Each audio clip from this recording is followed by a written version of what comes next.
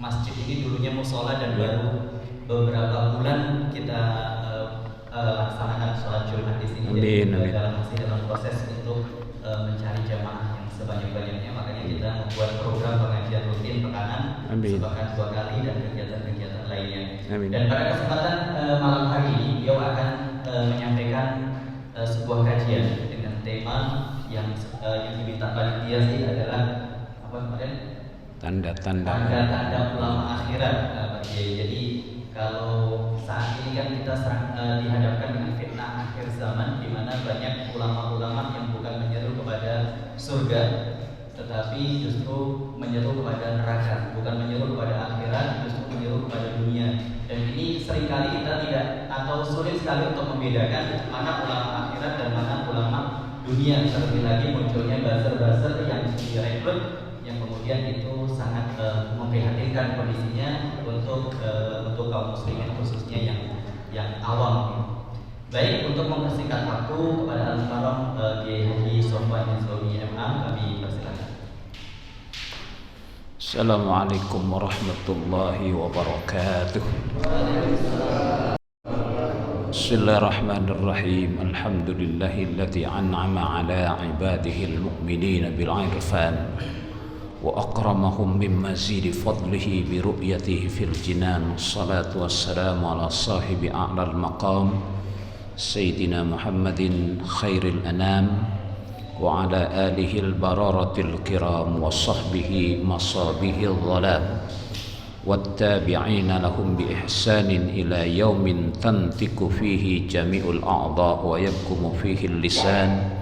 Salatan wa salaman daimaini mutalazimaini ma damatil awqat wal awad.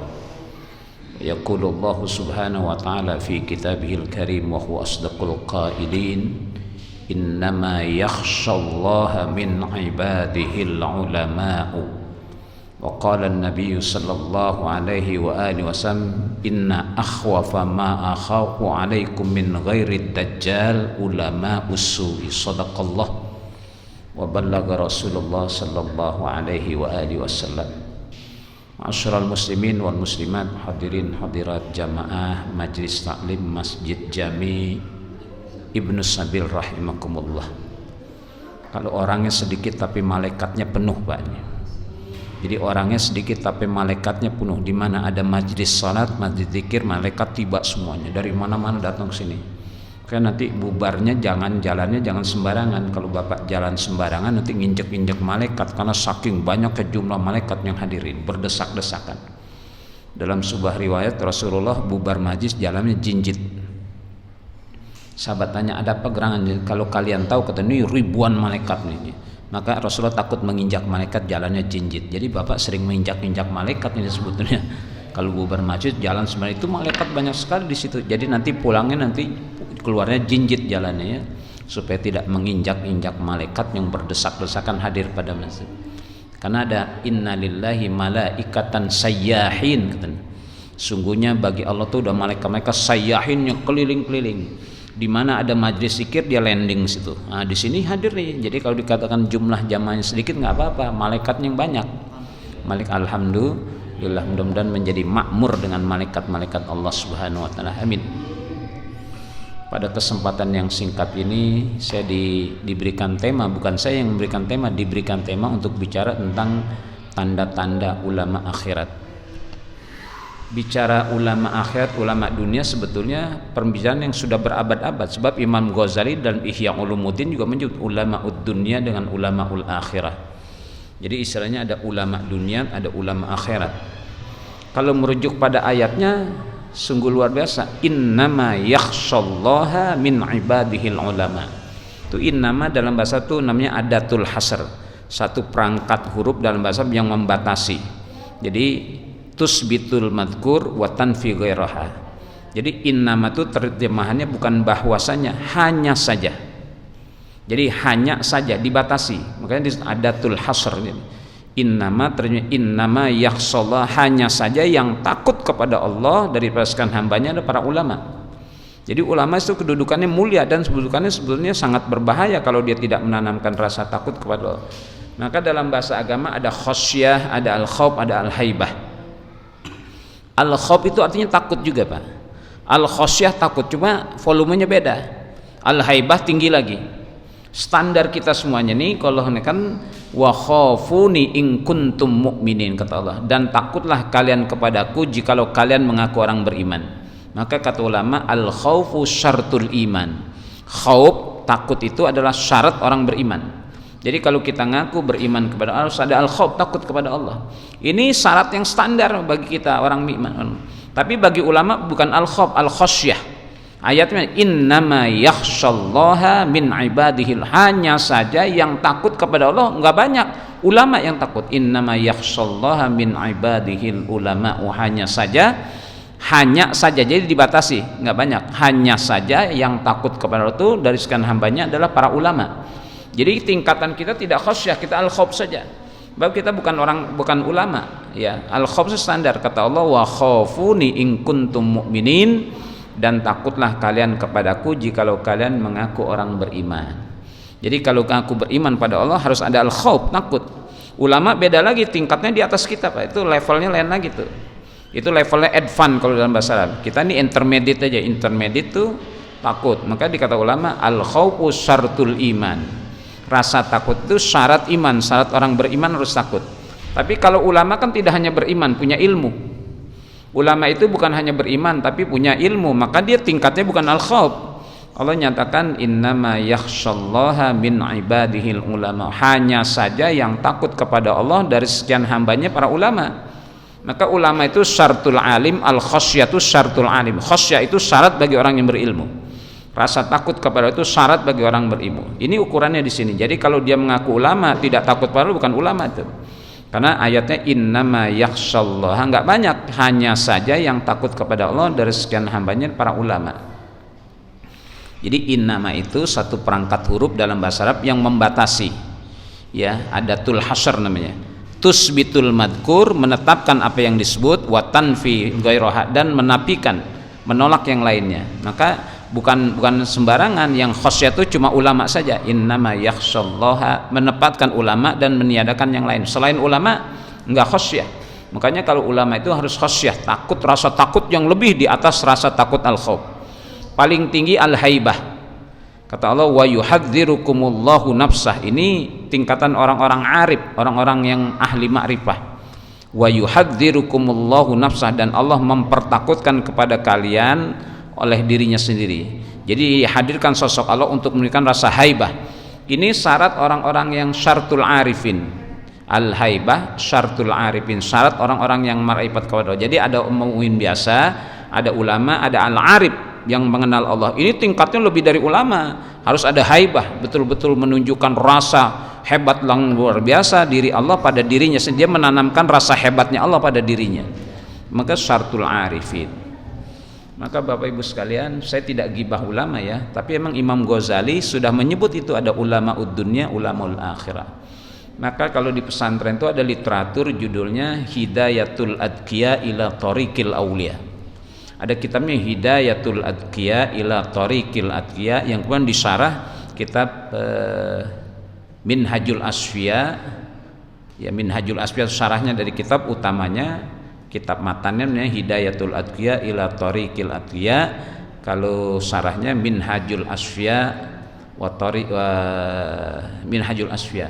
Di situ ada ungkapan-ungkapan tentang ciri-ciri ulama akhirat. Kata pengarangnya wali alimil ukhra alamatun tura, dan bagi alim, orang alim akhirat, ya ulama-ulama akhirat, wali alimil ukhra alamatun tura, ada tanda-tanda yang bisa dilihat. Ya, wali alimil ukhra alamatun tura, dan bagi tanda-tanda ulama akhirat alamatun, ada alamat-alamat, tanda-tanda tura yang bisa dilihat. Apa yang pertama? Allah yatluba bi'ilmihi ad-dunya. Dia tidak menuntut dunia dengan ilmunya. Ya. Allah yatlubad dunya bi'ilmihi masaila. Dia tidak mencari dunia dengan ilmunya. Itu ulama, ciri ulama akhirat, dengan ilmunya dia tidak cari dunia. Jadi kalau ada yang berapa saya mau dibayar, itu bukan ulama akhirat tuh ya. Berapa saya mau dibayar, enggak mau. Ya dia dakwah ikhlas lillahi, ta'ala, menyebarkan agama itu ulama akhirat ya. Wali alimil ukhra alamatun tura la yatlubud dunya bi'ilmin masaila, dia tidak menuntut dunia dengan ilmunya, dia mau minta-minta. Itu ulama akhirat begitu. Jadi betul-betul ilmunya dipersembahkan untuk kemuliaan Allah dan Rasulnya dan kemuliaan Islam. Itu ulama-ulama. Jadi kalau kita dengar sekarang banyak di berita-berita, ya sudah kriteria itu sudah tidak masuk pada mereka tuh yang sudah mencari jabatan, kedudukan, masya Allah. Bahkan disuruh ngurus kereta lagi. Ulama mestinya suruh ngurus umat, malah suruh ngerbong kereta tuh. Mau, karena gajinya 100 juta. Nah ini kalau kriteria ini nggak masuk tuh yang ulama akhirat tuh. Itu malah gitu ulama dunia. Mestinya dia ngurus umat kan, disuruh ngurus gerbong kereta, Pak, bayangkan komisaris PT KAI. Gimana? Nah ini ukurannya kitab tasawuf ini, wali alimil ukhra alamatun tura la yatlubud dunya bi'ilmin masaila. Dia tidak menuntut dunia dengan ilmunya. Jangankan meminta, diberi, saya nggak mau. Jangankan meminta, diberikan, ini minta jatah karena punya andil. Ketika terjadi proses pemilihan presiden, andilnya besar, nggak diminta jatah. Saya mana jatah saya, kan saya termasuk tim suksesnya. Ini bahaya nih. Makanya kita banyak disesatkan oleh orang-orang yang predikat dohirnya alim, ulama, tapi sebetulnya tendensinya sangat dunia dan sangat rakus dengan dunia. Maka kriteria yang pertama itu ya, alla yatlu'a wali alimil ukhra alamatud dunya, wali alimil ukhra alamatun, ada tanda-tanda turuk yang bisa la yatlubud dunya bi'ilmin masaila. Dia tidak menuntut dunia dengan ilmunya. Jadi ilmunya betul, ilmunya dari siapa? Dari Allah Subhanahu wa taala. Maka semuanya karena ilmunya dari Allah Subhanaka la ilma lana maka dia berjuang dengan ilmunya untuk kepentingan Allah Subhanahu wa taala. Itu kriteria yang pertama, ulama akhirat tuh tidak mencari dunia dengan ilmunya. Jadi kapan-kapan kalau saya ceramah mau dibayar berapa, itu udah mah ulama dunia tuh. Ya. Kalau diberi oleh masyarakat ya terima kasih, tapi kalau meminta jangan, bukan ulama akhirat tuh, ulama dunia. Dengan ilmunya dia menuntut dunia. Tambahan walidza ka ayatun takunu kasiratan, dan ada lagi tanda-tanda yang banyak. Ya, wali malimil ukhra alamatun tura la yatlubud dunya bi ilmin masa walidza ka ayatun takunu alla yukhalifa qawluhu ma yaf'ala. Yang kedua kriterianya tidak pernah berselisih apa yang diucapkan, apa yang perbuatan. Alla yukhalifa qawluhu ma yaf'ala. Tidak pernah berselisih, berseberangan antara apa yang dia ucapkan dengan apa yang ia perbuat. Itu ulama akhirat. Kalau ulama dunia di mulutnya haram, di perilakunya halal. Itu ulama dunia. Kalau ulama akhirat tuh alla yukhalifa qawluhu ma yaf'ala, tidak pernah menyalahi omongannya apa yang dia perbuat. Jadi sesuai apa yang dikatakan dan yang dia perbuat. Melihat sosok Rasulullah sallallahu alaihi wasallam, saya berani mengatakan Islam itu siapa bilang diterima? Islam itu ditolak, Pak. Islam itu ditolak. Abu Jahal menolak, Abu Lahab menolak, Ubay bin Khalaf menolak. Jadi kalau orang Islam mengatakan Islam itu diterima, salah besar. Islam itu ditolak. Kenapa kemudian Islam diterima? Karena integritas penyampai kebenarannya. Maka kebenaran itu butuh integritas penyampai kebenaran, kata Imam Ali. Al-haqqu birrijal. Ya, kebenaran itu butuh tokoh yang bisa, yang punya integritas untuk menyampaikan kebenaran. Maka Islam itu diterima sebagai sebuah kebenaran karena sosok pembawa kebenarannya orang benar.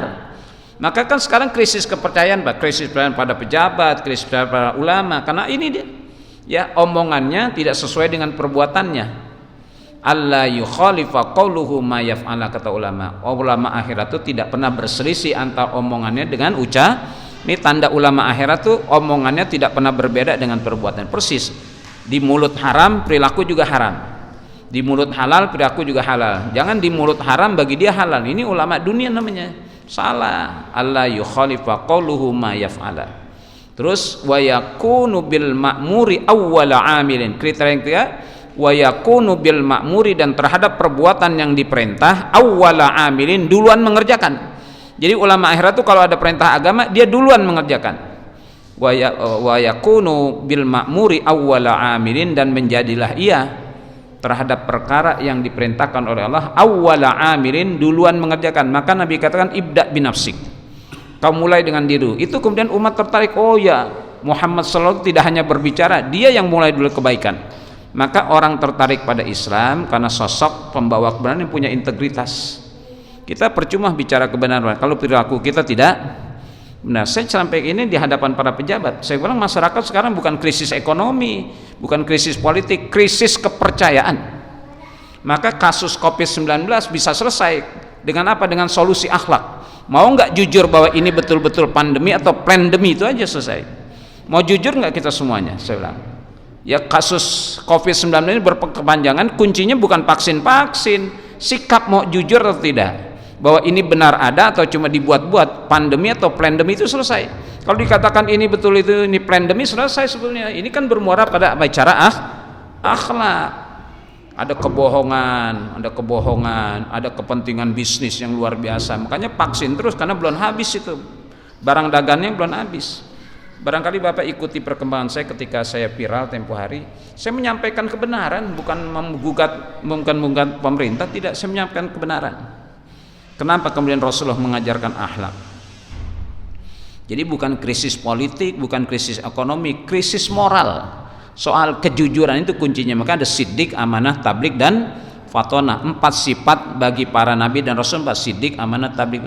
Jadi kasus COVID-19 ini selesai dengan akhlak sebetulnya, bukan dengan vaksin. Mau nggak jujur bahwa ini betul-betul ada atau hanya dibuat-buat, pandemi atau plandemi? Maka kok sampai level berat sekarang, level berapa Pak?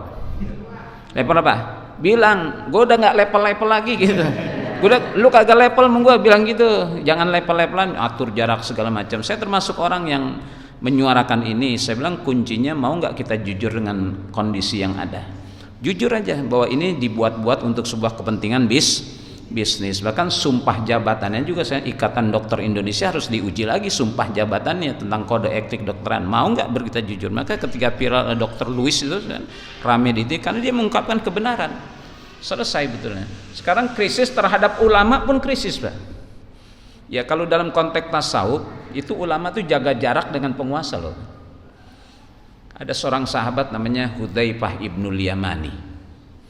Ini dalam kitab 60 tokoh di Rijalun Haular Rasul. Jadi Syekh Muhammad Khalid bin Khalid, ditulis oleh ulama Syekh Khalid Muhammad Khalid. Nulis kitabnya Rijalun Haular Rasul, tokoh-tokoh di sekeliling Rasulullah. Ada 60 sahabat yang beliau tulis sebagai sang tokoh-tokoh. Di nomor 13 nih orangnya Hudzaifah ibnul Yamani. Ini seorang sahabat yang pernah diangkat menjadi gubernur di Madain oleh Umar ibnul Khattab. Jadi dia nih diangkat gubernur oleh Umar ibnul Khattab di negeri Madain. Ini karakter Hudzaifah ibnul Yamani dengan Umar ibnul Khattab persis sama. Ya, di bajunya tuh banyak sobekan-sobekan yang ditambal. Itu sobek-sobek bukan disobek sambal, karena saking lamanya itu baju lapuk kemudian disambal. Nggak pernah ada penguasa di muka bumi seperti penguasa Rasulullah, para sahabat Umar, di bajunya ada 19 tambalan. Pernah menyaksikan seorang presiden bajunya ditambal-tambal, Pak? Nggak pernah akan terjadi ya. Bahkan ada budget untuk bajunya. Ada sampai 2 miliar untuk budget pakaian, jasnya, batiknya, sepatunya, segala macam. Ada budgetnya. Hudzaifah ibnul Yaman ini seorang gubernur di Madain. Ketika orang-orang Madain mendengar bahwa gubernur mereka adalah Hudzaifah ibnul Yamani, senang sekali mereka. Senang, waduh bagus nih. Karena dikenal orang yang sangat memperjuangkan kebenaran dan benci akan kemunafikan. Ini orang dikenal dengan orang yang memperjuangkan kebenaran dan benci kebohongan dan kemunafikan. Jadi gubernur Madain. Saya baru enggak Pak, gubernur sekarang nih Pak Anies Baswedan, gubernur saya. Dibully habis-habisan tapi dia tunjukkan dengan karya. Karena saya dekat sekali dengan beliau. Ketika pemilihan gubernur, saya bilang Pak, saya nggak bisa kasih uang karena saya nggak punya uang. Saya kasih wirid saja. Saya kasih wirid untuk diamalkan menjelang pilkada ini. Wiridnya kulillahumma malikal mulki tu'til mulka man tasha wa tanzi'ul mulka mimman tasha wa tu'izzu man tasha wa tudhillu man tasha biyadikal khair innaka ala kulli syai'in qadir tulijul laila fin nahari wa tulijun nahara fil laili wa tukhrijul hayya minal mayyiti wa tukhrijul mayyita minal hayy wa tarzuqu man tasha'u bighairi hisab. Kan biasa zikir kita kalau habis salat. Saya ijazah Pak ya, qabil tuh bilang. Alhamdulillah Allah kasih keberhasilan jadi gubernur DKI. Nah, kembali pada Hudzaifah ibnul Yamani. Ini ketika orang-orang di Madain mendengar bahwa beliau jadi gubernur, senang sekali karena orang yang sangat benci kemunafikan dan memperjuangkan kebenaran. Ini seorang pejabat dia. Maka ketika sudah didengar Orang-orang di Madain girang sekali sehingga akan menggelar sebuah upacara penyambutan. Gelar karpet merah juga tuh orang-orang di Madain. Tapi subhanallah Hudzaifah ibnul Yamani datang tanpa terdeteksi oleh orang di Madain. Ya kalau sekarang kan nggak ada. Kalau kedatangan pejabat 2 jam udah ditutup jalan, betul kan? 2 jam udah tutup semua, tutup mau pejabat lewat. Ada patwal nggak? Wong gitu ya. Hudzaifah ini pejabat tapi kedatangannya tak terdeteksi oleh orang-orang di Madain. Karena ternyata dia sudah ada di tengah jamaah mengendarai seekor keledai. Naik keledai. Bahasa kuda itu dalam bahasa barang zuyyina linnasi hubus syawat ya, minan nisa. Terus ada wal khailil musawwamah. Itu kuda Pak dari dulu dalam Al-Qur'an itu barang mewah. Ya, zuyyina linnasi hubus syawat, terus wal khailil musawwamah dan kuda-kuda juga tuh. Jadi barang mewah. Maka Hudzaifah ibnul Yamani datang tidak dengan mengendarai kuda, dia mengendarai keledai. Ya keledai harganya lebih murah daripada kuda. Maka kuda-kuda di Pamulang itu sampoknya itu lebih mahal dari sampok kita Pak. Ya sampoknya lebih. Kuda-kuda pangeran di Arab itu Masya Allah itu harganya Avanza bisa kebeli 20 Avanza untuk ekor kuda dia, bayangkan. Ya sisirnya juga mahal, samponya, makannya juga mahal, jangankan mahalan makan kuda daripada kita. Nah Hudzaifah ibnul Yamani itu datang dengan seekor keledai, ya dialasi kain yang lapuk, ya makanya dia tidak terdeteksi karena tidak ada pengawalan, nggak ada jalan, nggak ditutup-tutup, datang sudah menyelinap di antara orang, kaget ternyata sudah hadir situ dengan seekor keledai dan alasnya dengan kain yang lapuk. Di tangan kanan beliau pegang roti tawar, di tangan kiri beliau pegang garam. Jadi Hudzaifah ibnul Yaman itu makan roti yang ditutul dengan garam. Bapak-bapak kalau makan roti pakai apa? Selai ya, selai nanas. Pakai apa lagi? Mesis, coklat. Hudzaifah enggak, roti tawar dengan garam. Ini sebenarnya bahasa komunikasi bukan pencitraan, tapi aslinya begitu, Pak. Aslinya Hudzaifah begitu, dengan kendaraan keledai, alas yang lapuk, roti tawar dan garam. Bahasa sekarang orang balik pencitraan. Enggak, ini asli kesederhanaan beliau, bukan. Bahasa komunikasi yang efektif untuk masyarakat. Artinya apa? Sebuah kesederhanaan. Lah ketika beliau sudah disambut gitu, beliau nggak terlalu. Cuma orang-orang di Madain itu minta visi dan misi. Ya visi dan misi dari dulu sudah ada orang minta visi dan misi. Ya orang bilang opening statement lah, opening statement, kalimat pembuka kekuasaan. Pesan beliau apa kepada orang Madain? Ittaqu mawaqifal fitan. Kata beliau, ittaqu mawaqifal fitan. Ittaqu mawaqifal fitan. Jaga diri dari kalian dari tempat-tempat yang bisa mendatangkan fitnah. Ittaqu mawaqifal fitan. Jaga diri kalian dari tempat-tempat yang bisa mendatangkan fitnah. Barangkali bapak-bapak memikirkan tempat-tempat yang mendatangkan fitnah, dosa itu kira-kira tempat apa? Maksiat kan ya? Ya kan umumnya ittaqu mawaqifal fitan. Jauhi diri kalian dari tempat-tempat yang bisa mendatangkan fitnah, kata beliau. Lah orang-orang di Madain tuh tidak mudah mencerna omongan gini. Maksudnya apa? Tempat-tempat yang mendatangkan fitnah, apa tempat maksiat, pelacuran segala macam, bukan, kata beliau. Kata beliau, mawaqifal fitan tuh tempat-tempat yang mendatangkan fitnah, abwabul umara, pintu-pintu penguasa. Jauhi diri kalian dari pintu-pintu penguasa. Padahal beliau penguasa tuh, mengatakan kepada umatnya, kepada rakyatnya, itu mawaqifal fitan, tempat-tempat yang bisa mendatangkan fitnah, abwabul umara, pintu-pintunya penguasa. Itu pintu-pintu penguasa bisa mendatangkan fitnah. Apa fitnahnya? Dakhala ahadukum abwabal amir fayusaddiqu ala takdzib. Maka ia terpaksa membenarkan di atas kebohongan. Kalau sudah dekat penguasa, kita akan sulit mengatakan yang benar itu benar. Fayusaddiqu ala takdzib, maka ia akan membenarkan di atas kebohongan karena sudah masuk pintu penguasa. Maka mohon maaf, saya kurang senang tuh dekat-dekat penguasa, bisa mengorbankan iman kita, Pak. Terpaksa kita fayusaddiqu ala takdzib, maka ia akan membenarkan penguasa itu di atas kebohongan. Dulu yes gitu. Maka prinsip agama yang kulil haqqa walau kana murran sulit itu kita perjuangkan. Kadang-kadang don't say yes when you want to say no. Ya, don't say yes when you want to say no. Don't say no when you want to say yes. Say yes when you want to say yes. Say no when you want to say no, gitu. Maka kalau sudah dekat penguasa, kata beliau, terpaksa dia membenarkan atas kebohongan. Dulu asal Bapak senang, mana yang ada masih punya atasan Pak? Ada yang mengantor masih? Takut nggak sama atasan? Berani nggak mengatakan tidak pada atasan? Sulit karena kita sudah dekat. Resiko mutasi, pencopotan jabatan dan lain sebagainya. Lah, beliau katakan ittaqu mawaqifal fitan, jaga diri kalian dari tempat-tempat yang bisa mendatangkan fitnah. Apa tuh mawaqifal fitan? Abwabul umara, pintu-pintunya penguasa.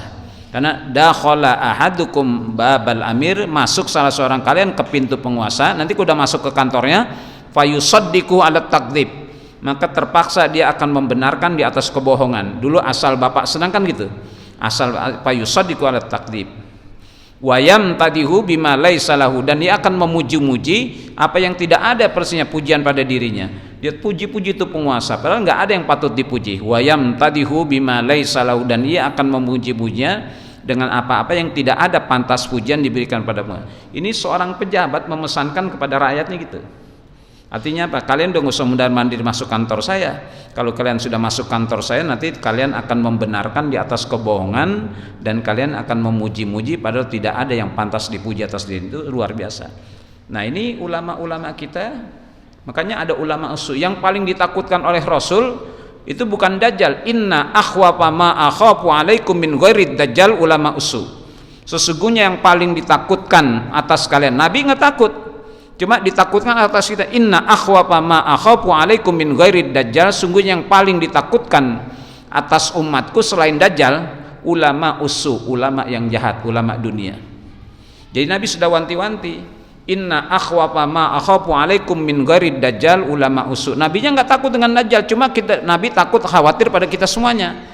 Inna akhwafa ma akhafu alaikum, sungguhnya yang paling ditakutkan, apa yang aku takutkan terjadi atas diri kalian, min gharid dajjal, selain dajjal ulama usu, adalah ulama-ulama yang buruk, ulama-ulama dunia. Luar biasa.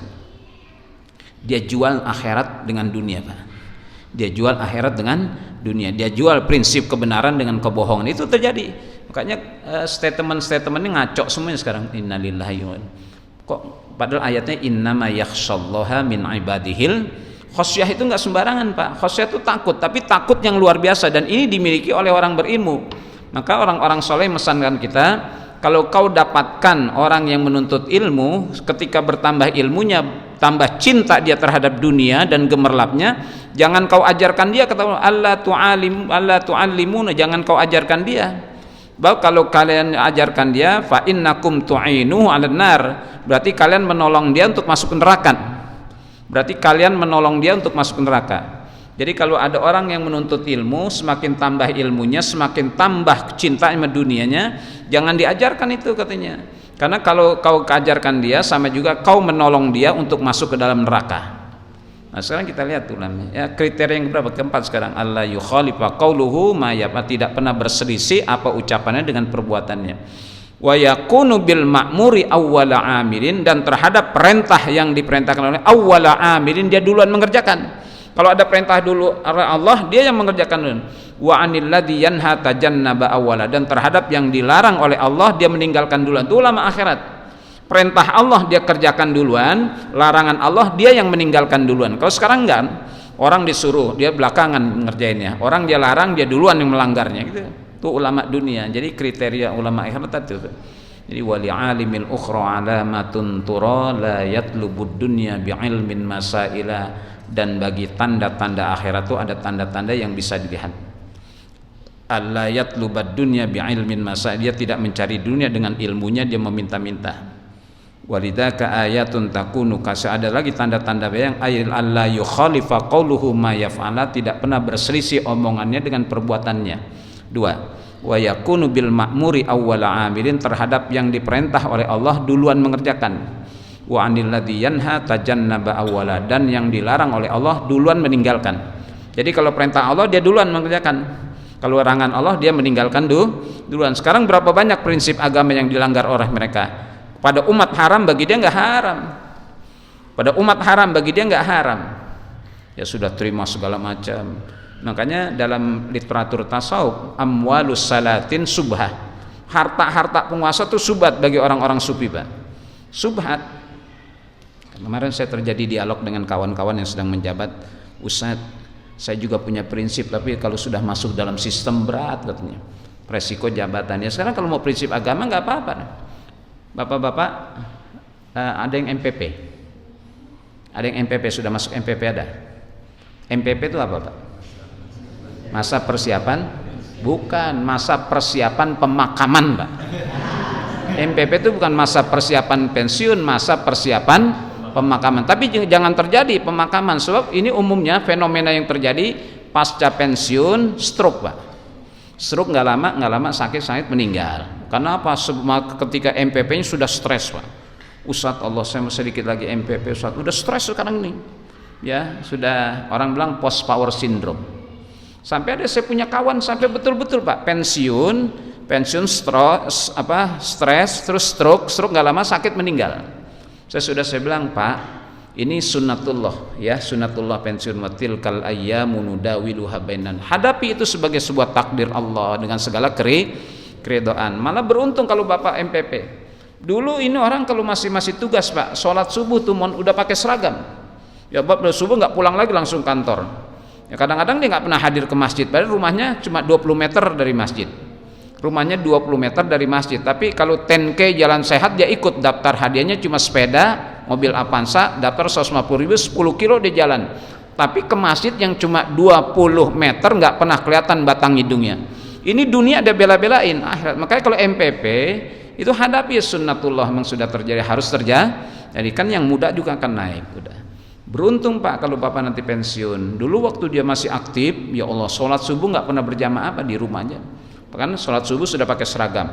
Habis ini langsung kejar karena takut macet terlambat. Sekarang alhamdulillah pensiun, dia sholat subuh masih bisa zikir, baca Quran, ngobrol dengan kawan-kawan habis subuh di depan itu. Nikmat Ustaz, masalah dulu saya dikejar-kejar. Itulah kalau Bapak menghadapi pensiun itu dengan penuh keredoan atas takdir Allah, enak Pak pensiun.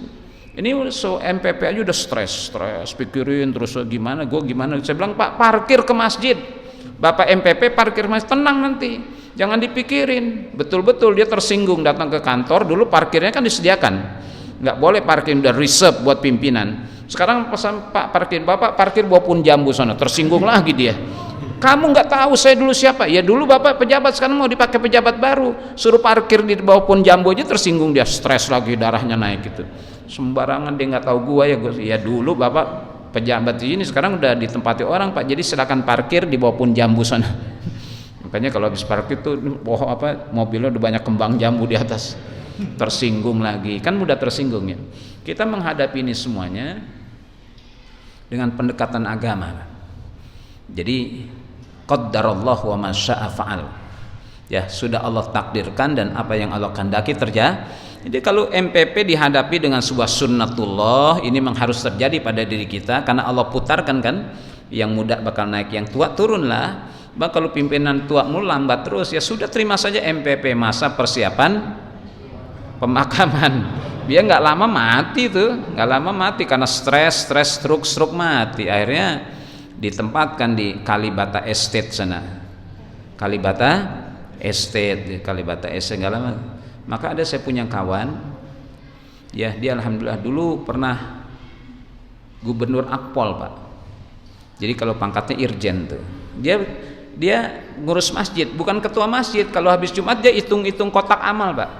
Jadi jenderal itu buka kotak hitung 500-an, nggak lagi ngomong hitung miliaran atau triliunan, 500-an udah. Ustaz monggo pinara habis khutbah. Maturun Pak. Akhirnya saya diajak mampir. Pikiran saya karena dia bekas gubernur akademi kepolisian bintang 2, saya pikir rumahnya megah dan ya megah.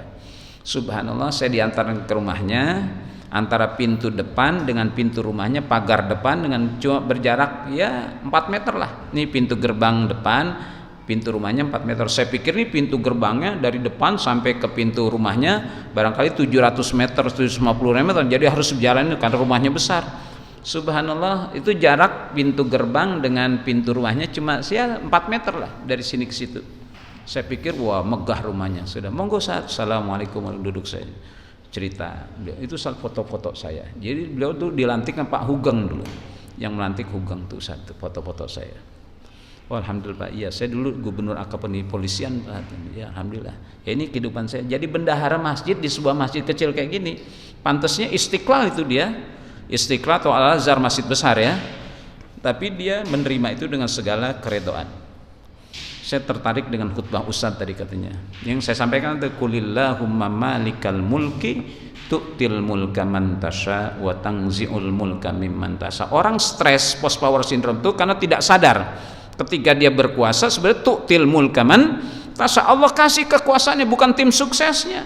Allah kehendaki itu terjadi pada dirinya. Tu'til mulka man tasha. Kalau ketika berkuasa menanamkan kesadaran bahwa itu pemberian dari Allah, nanti ketika tidak berkuasa karena watang ziul mulka miman, Allah cabut kekuasaan sudah waktunya. Jadi nggak pernah menyalahkan wah ada impeachment segala macam. Memang Allah cabut watang ziul. Ini dengan syarat ada keredoan ketika copot jabatan karena ada kesadaran ketika dia menjabat itu tu'til mulka man tasha. Allah berikan kekuasaan kepada siapa yang Allah kehendaki. Tapi satu saat ingat watang ziul mulka mimman tasha. Allah akan cabut kekuasaan siapa saja yang Allah. Jadi berkuasanya karena Allah, kemudian jatuhnya pun karena sebab Allah jatuhkan dia, harus selesai.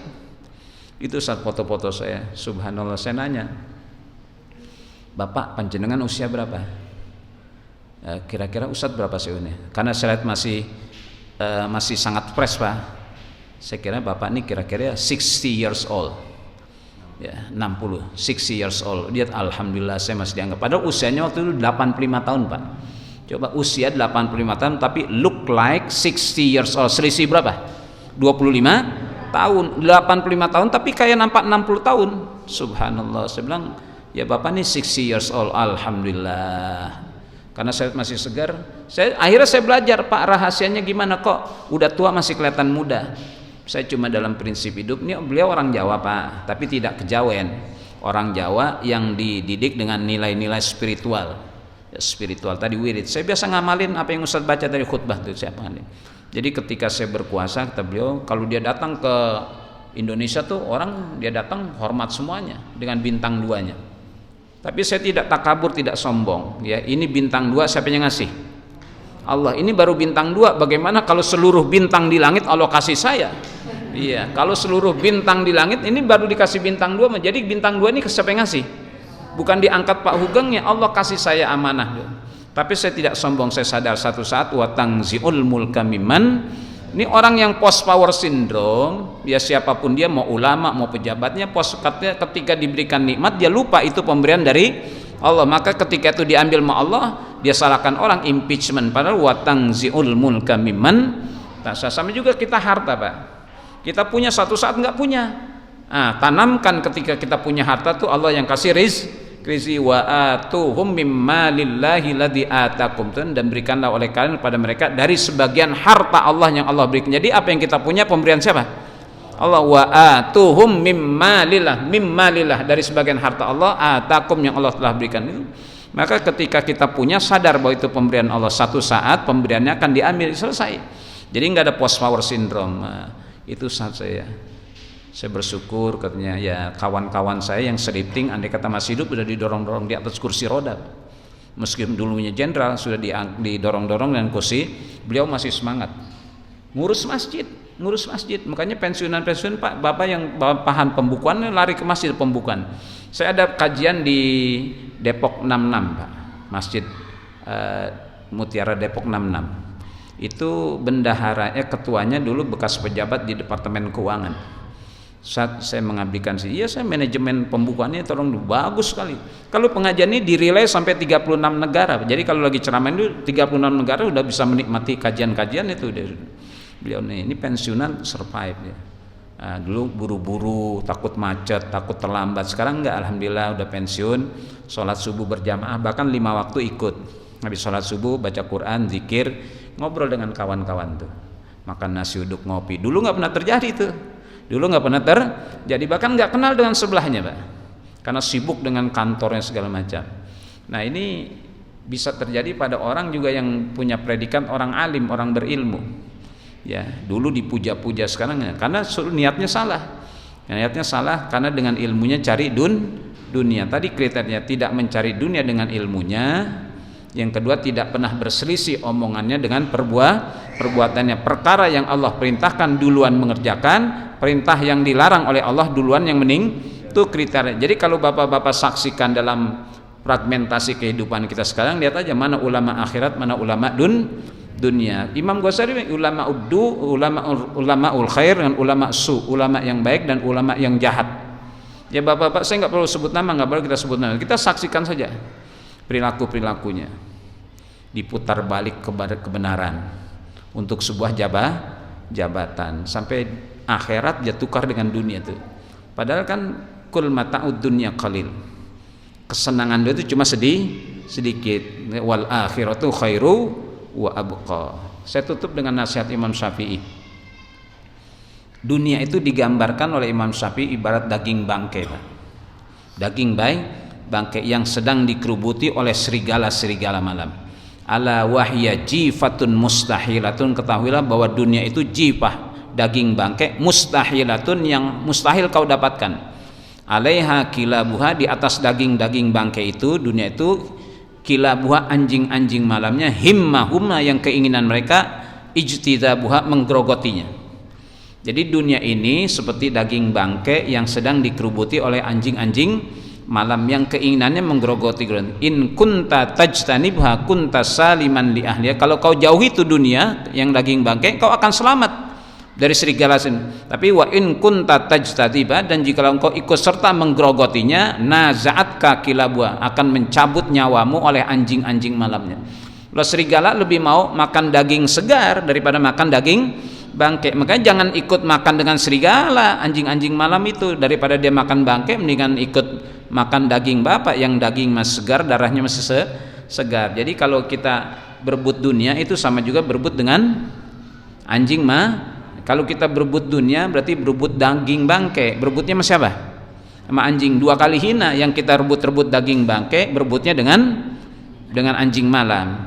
Dapat nggak? Nggak dapat, karena anjing malam itu lebih memilih daging bapak-bapak yang masih segar daripada makan daging bangkai. Makanya kita lihat orang-orang yang mau ulamanya, mau politikusnya, sedang berebut daging bangkai itu. Jadi dalam konteks tasawuf lucu sekali dan hina sekali.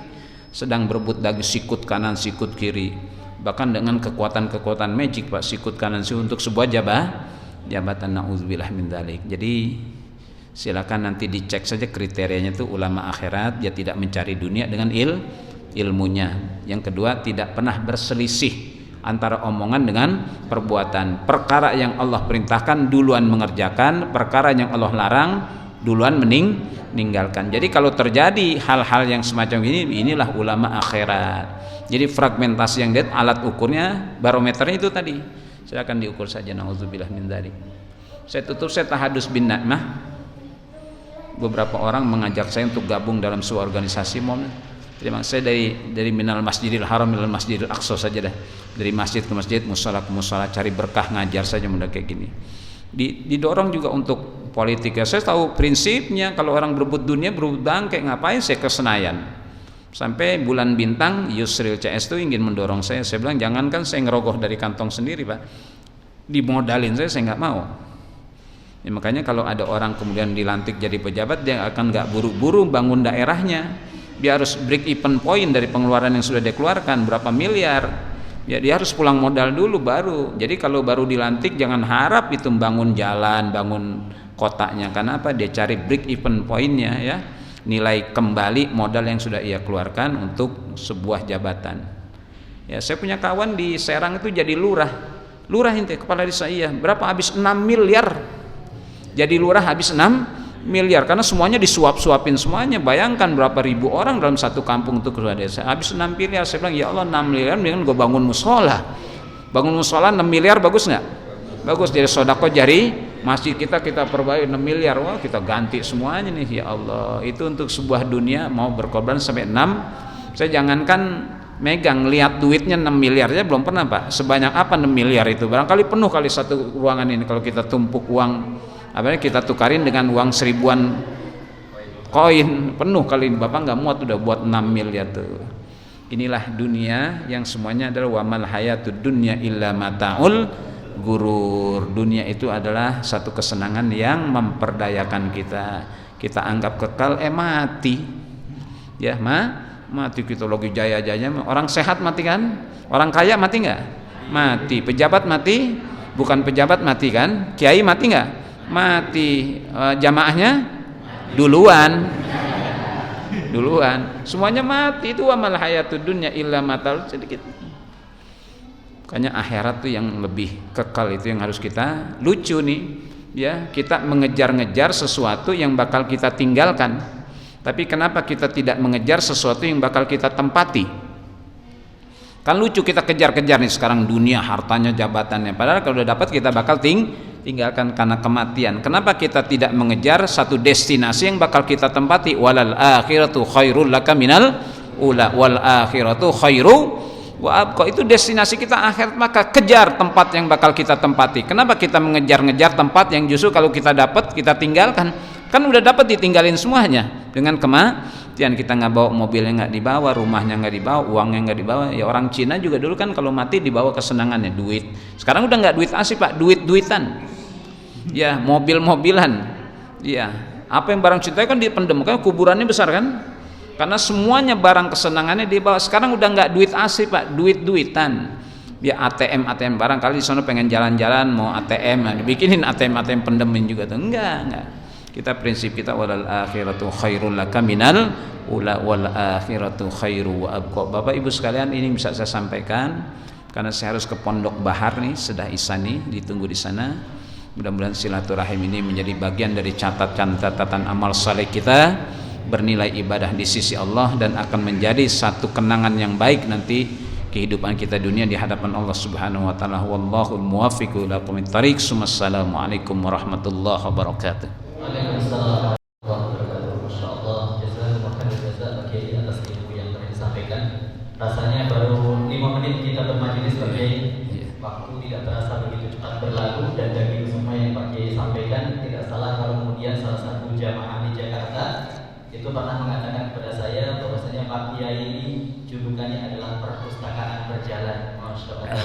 Mudah-mudahan apa yang Pak Kiai sampaikan menjadi ilmu yang bermanfaat, menjadi amal yang dan keluarga, dan mudah-mudahan menjadi ilmu yang bermanfaat untuk jamaah, khususnya jamaah Masjid Ibnu Sabil. Dan malam hari ini kabar gembiranya Pak Kiai, meskipun ini masjid kita ini kecil, tapi yang datang memang setiap kajian itu kadang-kala jamaah kita ada yang dari Meruyung, malam ini ada dari Meruyung hadir, dari Jakarta hadir, dari Desa Curug Gunung Sindur juga hadir Pak Kiai. Dan insyaallah ini semakin menambahkan semangat para pengurus untuk kemudian terus menghidupkan kegiatan pengajian di amin ya rabbal alamin.